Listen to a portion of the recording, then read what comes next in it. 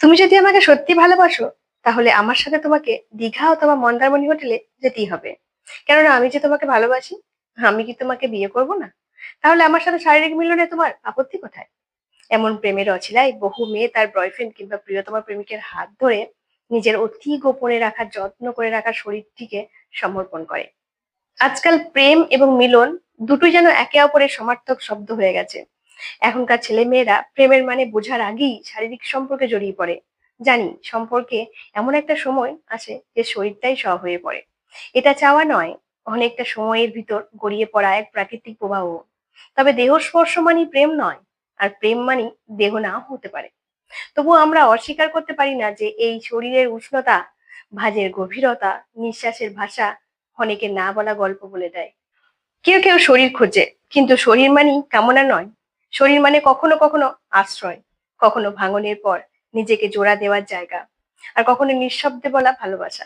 ভালোবাসা চাইলেই শরীরকে স্পর্শ করে, কিন্তু তা যেন যত্নের সঙ্গে হয়। শরীর জিনিস নয়, শরীর একটা অনুভব। একটা মানুষ যখন নিজের সমস্ত আড়াল ছড়িয়ে তোমার পাশে দাঁড়ায়, তখন তার শরীরে শুধু নগ্নতা নয়, তখন তার সবচেয়ে বিশ্বাসযোগ্যতায় পরিণত হয়। ভাত রান্নার প্রসেসটা কি মনে পড়ে? একটু জলের ঘাটতিতে নিচের ভাতটা শক্ত হয়ে যায়, পুড়ে যায়। ঠিক তেমনি একটু যত্ন কম করলে সম্পর্কের শরীরটাও জখম হয়ে যায়। সে চুপ থাকে, কিন্তু ভিতরটা রুক্ষ হয়ে ওঠে।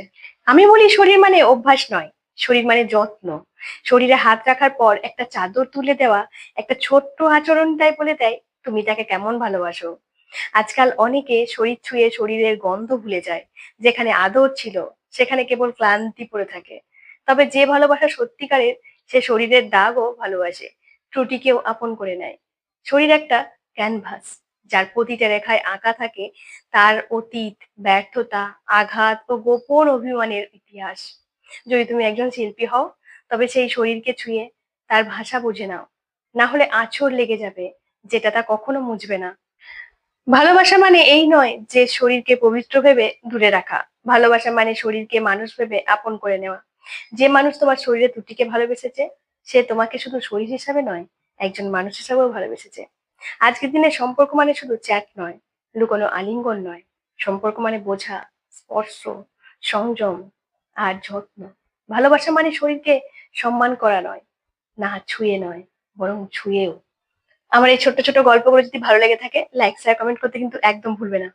আর বন্ধুরা, তোমাদের কাছে যদি এরকম গল্প থেকে থাকে, তাহলে তোমরা আমাকে ইনবক্সে পাঠিয়ে দিতে পারো। আমি তোমাদের নাম সহ ভিডিওতে তোমাদের গল্প তুলে ধরবো। ধন্যবাদ।